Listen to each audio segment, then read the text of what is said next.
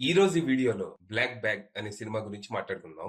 Michael Fassbender, Kate Blanchett leads గా Steven yes direction లో వచ్చిన స్పై థ్రిల్లర్ ఇది.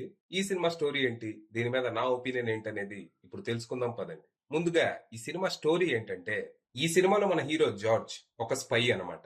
బ్రిటిష్ గవర్నమెంట్ కోసం పనిచేస్తూ ఉంటాడు. రీసెంట్ గా వీళ్ళ ఏజెన్సీలో ఒక మోల్ ఉందని బయటపడుతుంది. తన ఏజెన్సీలో పనిచేసే వాళ్ళు ఎవరో దేశ రహస్యాలు దొంగలించి శత్రు దేశాలకు అమ్ముతున్నారని హీరోకి ఇంటెల్ వస్తుంది.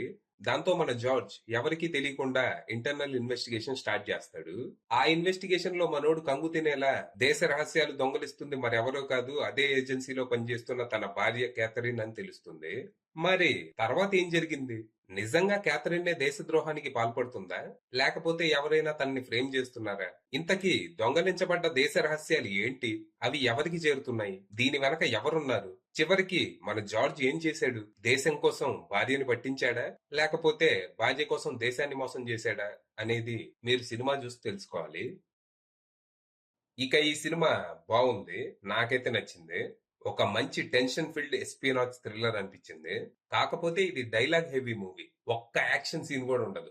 ఫస్ట్ హాఫ్ అంతా ఇన్వెస్టిగేషన్ నడిస్తే సెకండ్ హాఫ్ లో మైండ్ గేమ్స్ నడుస్తాయి. ఇక్కడ ఫస్ట్ హాఫ్ లో జరిగే ఇన్వెస్టిగేషన్ చాలా డీటెయిల్డ్ గా ఉంటది.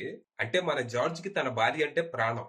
ఎన్నో ఏళ్లుగా కలిసి ఉంటారు. తన కోసం ఏదైనా చేస్తాడు, ఏదైనా. ఇక క్యాథరిన్ కూడా అంతే. తన భర్త కోసం ప్రాణాలు ఇస్తది, అవసరం అనుకుంటే తీస్తది. అంత లాయల్ రిలేషన్షిప్. సో మనోడు ఇక్కడ చేసే ఇన్వెస్టిగేషన్ అనుమానంతో కాదు. ఒకవేళ నిజంగా ఇందులో తన భార్య ఇన్వాల్వ్ అయ్యి ఉంటే తనని ఎలా కాపాడాలి, అలా కాకుండా ఎవరైనా తనని ఫ్రేమ్ చేస్తుంటే దాని నుంచి తనని ఎలా బయటపడేయాలి అని ఇన్వెస్టిగేషన్ చేస్తూ ఉంటాడు. ఫస్ట్ హాఫ్ అయ్యేసరికి ఏం జరుగుతుందో మనకు ఒక క్లారిటీ వస్తుంది అని మనం అనుకుంటాము.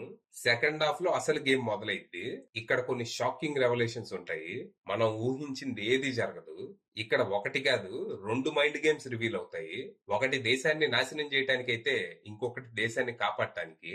ఈ కథ ఓ సీక్రెట్ ఏజెన్సీలో దాగున్న ద్రోహిని కనిపెట్టడానికి చేసే ఇంటర్నల్ ఇన్వెస్టిగేషన్ గురించి కదా. సో ఇందులో సస్పెక్ట్స్ అందరూ స్పైసే. అందరూ తెలివైన వారే, పైగా హైలీ ట్రైన్డ్.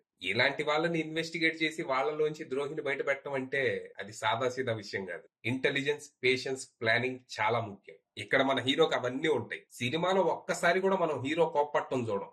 ఎలాంటి సిచ్యువేషన్ లో అయినా చాలా కామ్ గా ఉంటాడు. అసలు తను ఏం ఆలోచిస్తున్నాడు అనేది ఎవ్వరికి అర్థం కాదు. ఈ క్యారెక్టర్ ని చాలా బాగా డిజైన్ చేసుకున్నారు. తన ఒక్కడి క్యారెక్టరే కాదు, సినిమాలో అన్ని క్యారెక్టర్స్ చాలా ఇంట్రెస్టింగ్ ఉంటాయి. అన్ని వెల్ రిటర్న్ క్యారెక్టర్స్. ఇక సినిమా క్లైమాక్స్ గురించి ప్రత్యేకంగా చెప్పుకోవాలి. లాస్ట్ లో సస్పెక్ట్స్ అందరినీ ఓ డైనింగ్ రూమ్ లో కూర్చోబెట్టి అసలు విలన్ ఎవరో, తన ప్లాన్ ఏంటో రివీల్ చేసే సీన్ మనల్ని ఫుల్ గా టెన్షన్ పెడుతూ ఎడ్జ్ ఆఫ్ ద సీట్ కూర్చోబెడతది. అసలు విలన్ ఎవరో, తన ప్లాన్ ఏంటో తెలిసాక మనకి మతిపోద్ది. నాకైతే ఇదేం ప్లాన్ రా బాబు అనిపించింది. చాలా క్లవర్ ఉండింది. మొత్తంగా పర్ఫార్మెన్స్లు, writing, direction and particularly background score లాంటివన్నీ చాలా బాగా కుదిరాయి ఈ సినిమాకి.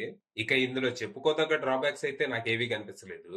ఫైనల్ గా చెప్పేది ఏంటంటే, ఒకవేళ మీకు టెన్షన్ ఫీల్డ్ ఎస్పియోనాజ్ థ్రిల్లర్స్ అంటే ఇంట్రెస్ట్ ఉంటే ఖచ్చితంగా ఈ సినిమా ట్రై చేయండి. ప్రస్తుతానికి ఇది థియేటర్స్ లో రన్ అవుతుంది. ఇంట్రెస్ట్ ఉన్న వాళ్ళు వెళ్ళొచ్చు. అది విషయం.